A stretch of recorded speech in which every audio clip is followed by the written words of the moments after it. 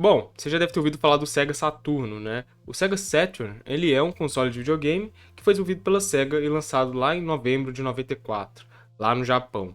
E em 11 de maio de 95 ele foi trazido à América do Norte. A Europa recebeu ele um pouco mais tarde, lá em 8 de julho. Ele faz parte da quinta geração de consoles de videogame e é o sucessor direto do Sega Genesis, né? O nosso querido Mega Drive. E o Saturno tem uma arquitetura de CPU Dual e 8 processadores. Seus jogos estão dispostos na forma de CD-ROM, tá? Você também tem algumas portas para jogos de arcade. O Saturno foi projetado em torno de uma CPU nova da Hitachi, que é uma empresa de eletrônicos japonesa. E a Sega adicionou lá em 94 um novo processador de vídeo para competir melhor com o PlayStation da Sony. O Saturno rapidamente perdeu participação no mercado dos Estados Unidos e ele foi descontinuado em 98, tendo vendido 9,26 milhões de unidades em todo o mundo, e ele é considerado um fracasso comercial da Sega. Embora o Saturno seja lembrado aí por vários jogos bem conceituados, como Nights into Dreams, a série Panzer Dragons, também Virtua Fighter, claro, sua reputação é mista devido ao seu suporte de terceiros limitado e design de hardware complexo. E é esse design de hardware que eu vou mostrar para vocês hoje nesse vídeo. Vai ser bem legal, espero que vocês gostem. Bora lá! Bom, e cá estamos com a placa do Saturno. Cara, essa placa, olha a quantidade de chips que ela tem. Finalmente o canal tá fazendo algum sentido esse nome, né? Finalmente estamos falando de chips. Era uma piada. Era para as pessoas irem. Mas continuando aqui, vamos dar uma olhada no funcionamento dessa placa, nos chips que a gente tem aqui e na quantidade de processadores que tem essa placa. Bizarra, bizarra. Esse console é muito bizarro. Vocês vão ver que, tipo, ninguém foca muito nisso, né? Ninguém fala, nossa, como o Sega Saturn era bizarro, né? Vamos focar então, primeiramente, na parte mais legal que todo mundo quer saber, que é a CPU, né? Que é a unidade de processamento central. Beleza? Vamos dar uma olhada como ela funciona aqui. No Saturno, a gente tem duas CPUs. Essas que vocês estão vendo aqui, com nomenclatura de SH2, tá vendo? Elas são duas CPUs Hitachi e elas trabalham aí a 28,63 MHz, tá? Elas trabalham no modo que a gente a gente convencionalmente chama de Master and Slave ou Master and Slaved. Tem algumas críticas ao nome, ao uso desse termo, mas eu não vou entrar em critérios porque ainda não deram um nome melhor. Mas então fica nessa situação mesmo. E realmente uma das CPUs ela é escravizada pela outra CPU, né? Ela realmente trabalha a mando da outra CPU, tá bom? Ela realmente serve a outra CPU. A outra CPU manda as instruções para ela e ela realiza. Tá bom? Então realmente a gente tem uma situação aqui que não é comum, não é convencional. Geralmente a gente está acostumado nos PC x86 a que todas as CPUs são autônomas de certa forma, tá? Aqui nesse caso não, a gente tem apenas uma CPU que faz envios de instruções para outra. É uma situação bem interessante. E a gente tem uma arquitetura Super H ISA. O que é isso? A gente está falando aqui de arquitetura mesmo, tá? Para você que não viu o vídeo de microarquitetura versus arquitetura, eu recomendo muito assistir, tá? Vai te elucidar bastante sobre essa diferença de arquitetura para microarquitetura. Então, a gente tem aqui essa arquitetura Super H, que ela é um conjunto especial de instruções RISC de 32 bits, em que as instruções têm apenas 16 bits. Isso é interessante porque reduz o tamanho significativamente do programa, e acaba que o processador consegue pegar duas instruções por ciclo. Não é uma coisa interessante? Até faz sentido agora ter esses dois processadores funcionando. Então, o processador pode, por exemplo, pegar duas instruções e enviar para o outro. É uma situação plausível? É sim, tá? Então a gente também tem um pipeline de 5 estágios. Então a CPU ela vai enfileirar até 5 instruções, onde cada uma vai ser alocada em um estágio. Isso vai permitir aí a gente tirar proveito de todos os recursos da CPU sem deixá-la ociosa. Tá? Isso aumenta bastante a quantidade de instruções por unidade de tempo. Tá bom? Algumas outras características bem interessantes sobre essas CPUs é que a gente tem aí dois barramentos de 32 bits e um barramento externo de 32 bits compartilhado pelas CPUs, o que faz sentido também, visto a forma como elas lidam com as instruções, além de um cache de 4 KB, certo? Aí, falando um pouco mais desse modelo em específico de SH7000, a gente tem, na verdade, o SH7604 ou 7604, tá? Que é um modelo de CPU específico selecionado para este console. Ele contém as seguintes adições extras, né? A gente tem uma unidade de divisão, que acelera operações de divisão com inteiros de 32 e 64 bits. A gente tem um controlador DMA interno, que transfere dados da memória de forma independente. E a CPU do SH7604 possui um conjunto de instruções do tipo RISC, tá? E aí a gente tem instruções básicas que operam em um estado por instrução. ou seja, em um ciclo de clock do sistema, e isso aumenta aí drasticamente a velocidade de execução. O SH7604 ele incorpora também um multiplicador de 32 bits, que executa operações de soma de produto e multiplicação e acumulação, isso em alta velocidade. E as instruções usadas pelo SH7604 são compatíveis com a série SH7000, então a gente pode ter código portado, o que é muito interessante e melhora bastante, porque muitas coisas no console não tem que ser programadas do zero. E alguns destaques também para esses dois carinhas aqui, que o SH7604 ele incorpora alguns módulos periféricos no chip, como um controlador de interrupção, um controlador de acesso direto à memória, uma unidade de divisão, temporizadores e a interface de comunicação serial. Tá certo? Bom, e uma das unidades legais que a gente tem aqui no Sega Saturn é, na verdade, uma unidade chamada SCU, que é nada mais nada menos que a unidade de controle do Saturno, ou Saturn Control Unit, tá? É bem interessante esse outro processador. Vamos falar mais um pouco dele para a gente ter mais uma noção. Então, o console ele contém um coprocessador adicional à unidade de controle Saturno. Sim, é isso mesmo. Ela é composta por dois módulos. Um controlador DMA, que pode acessar a Work RAM, né? Que é a WRAM, que é a memória de trabalho.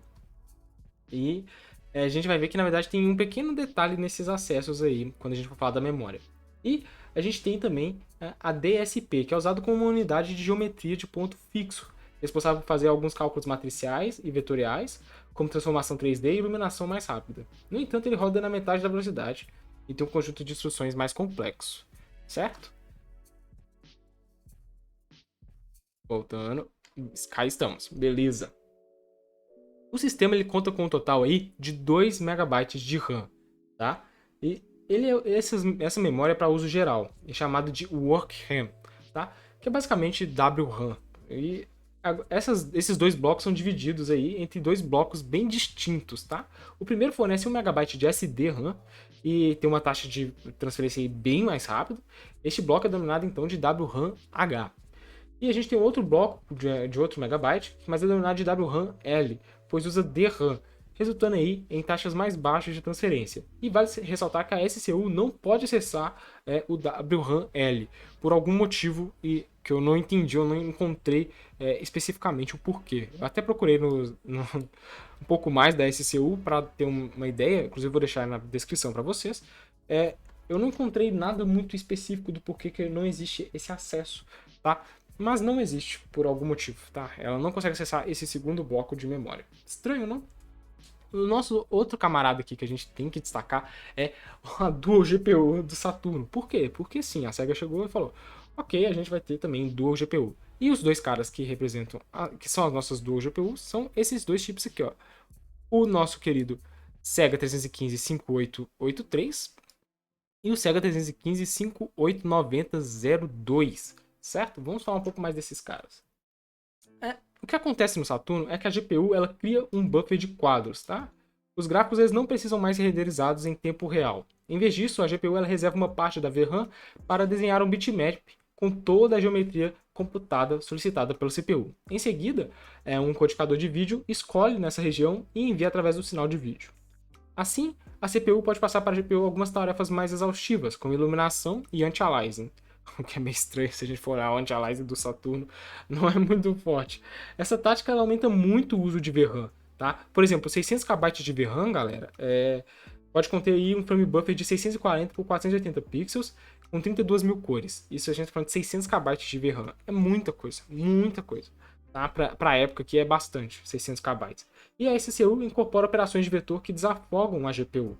O que faz sentido, né? Como a gente viu, ela faz alguns cálculos matriciais e vetoriais. Mas, falando mais sobre cada chip, a gente tem o que a gente chamaria de Video Display Processor, que é basicamente um processador de display de vídeo. Parada um nome bem estranho, né? Ao invés de simplesmente GPU. Basicamente a gente vai se referir a esses dois caras como VDP1, que é o 315-5883, e o VDP2, que é o 589002. O VDP1 é um chip customizado e especializado em renderizar polígonos. Ele é projetado para usar quadriláteros como primitivos, o que significa que ele só pode compor modelos usando polígonos de 4 vértices, certo? O VDP1, que é o nosso aqui, ó, vou até dar um zoomzinho nele aqui, ele trabalha da seguinte forma. As texturas são aplicadas usando alguns algoritmos, tá? Ele consegue fazer mapeamento de textura para frente, para mapear as texturas em cada quadro, e está sujeito aí a criar algum tipo de anti-aliasing nesses quadros.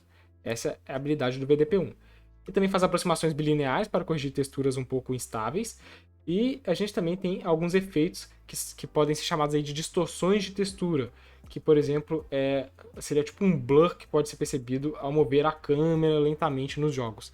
Tá? Esse cara consegue gerar esse tipo de, como é que eu digo, de experiência de imagem pra gente.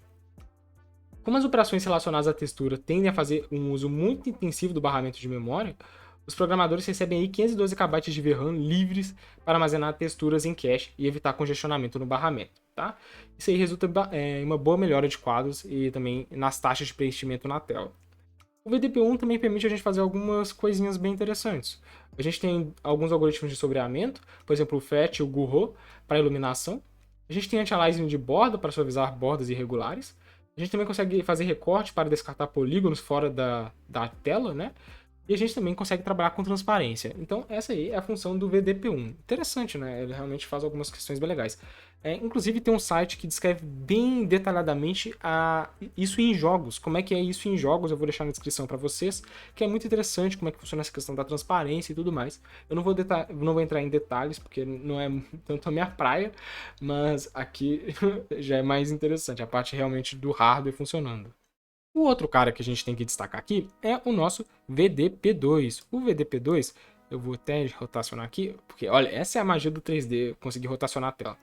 Então a gente tem aqui o Video Display Processor 2, ou VDP2. Ele é especializado em renderizar planos grandes, de 4096 por 4096 pixels, com a capacidade de aplicar transformações, como rotação, escala e translação, e também pode desenhar até 4 planos 2D e um plano 3D, ou 2 planos 3D. Então, ele é realmente um processador bem parrudo, tá? Os seus recursos eram tecnicamente bem avançados para a época, tá? Ele conseguia usar alguns algoritmos que incluíam o uso de mapas de blocos clássicos, transformações de perspectiva para projetar objetos 3D no espaço 2D, também conseguia mapear texturas. Ele conseguia fazer multitexturização para mapear mais de uma textura por polígono. Ele também conseguia fazer mapeamento de relevo para simular saliências na superfície dos planos, sem gastar polígonos extras. Esse chip ele também contém 4 KB de CRAM e permite aí a exibição de 16,7 milhões de cores, que o VDP1 também pode acessar. E os quadros do VDP2 eles são gerados misturando-se primeiro o buffer dos quadros do VDP1 com os seus próprios. Então, ele acessa alguns recursos dos quadros que vêm do VDP1 e mescla, tá? Outra situação bem esquisita. E mesmo que o VDP2 seja limitado a 2 planos 3D, nada impede a CPU de usar sua VRAM, tá? Como área de buffer de quadros, para desenhar gráficos 3D adicionais por software. E, como eu disse, os usos disso são bem interessantes. Bom, mas tem um detalhe que eu não sei se ficou nítido para vocês, que o uso desses caras depende de como o programador vai programar o console.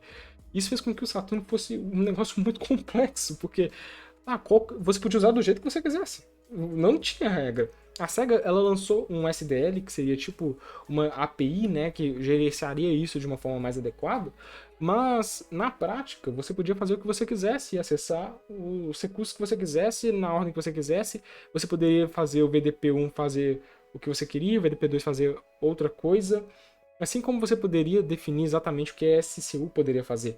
Então, por esse tanto de recurso que o Saturno era uma bagunça para programar. Era bem complicado. E isso acabou,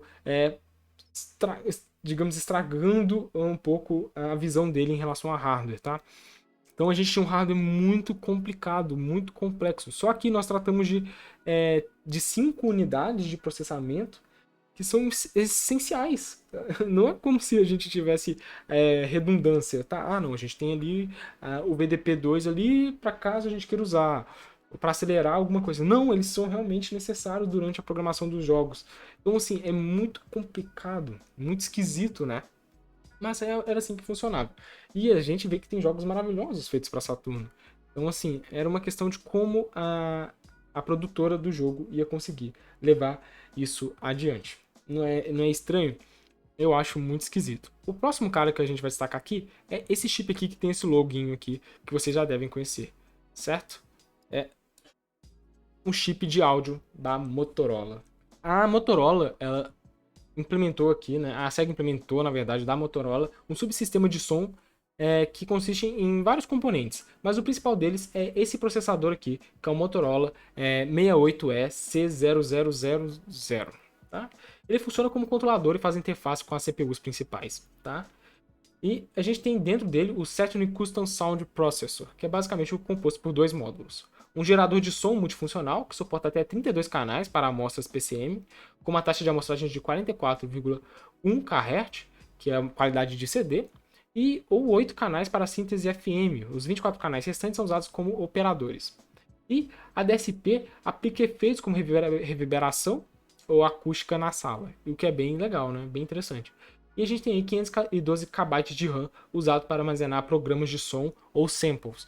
Outra coisa bizarra, né? Tanta memória espalhada ao longo da placa. Tipo, ó, tem uma memória reservada aqui para guardar o sample. Outro chip que eu quero dar destaque aqui é também de uma japonesa muito famosa. Eu vou pegar ele aqui pra gente. Opa, lá vou eu me embolar de novo com o 3D. Eita. É esse cara aqui, ó. O CXA1645M.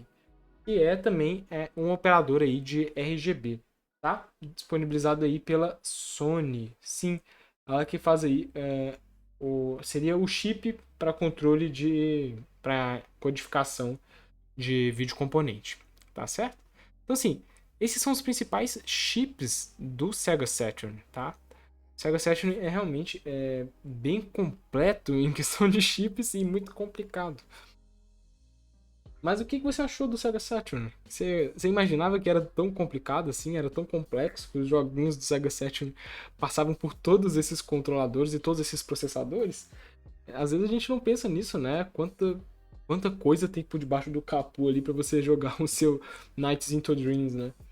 Mas tá aí um pouco mais sobre o Sega Saturn. Eu quis trazer porque ele é realmente um pouco bizarro, ele é fora da curva mesmo. Mas você gosta desse tipo de conteúdo?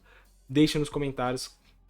Eu sempre trago alguma coisa meio esquisita assim. Vai ser legal demais, você vai gostar muito. Então, não se esqueça de compartilhar com seu colega também que aí gosta de consoles antigos, retro game e gosta de computadores, né? Chipsets. Compartilha aí que ajuda demais o canal a crescer. Beleza? Eu vou ficando por aqui. Nos vemos no próximo vídeo e até lá.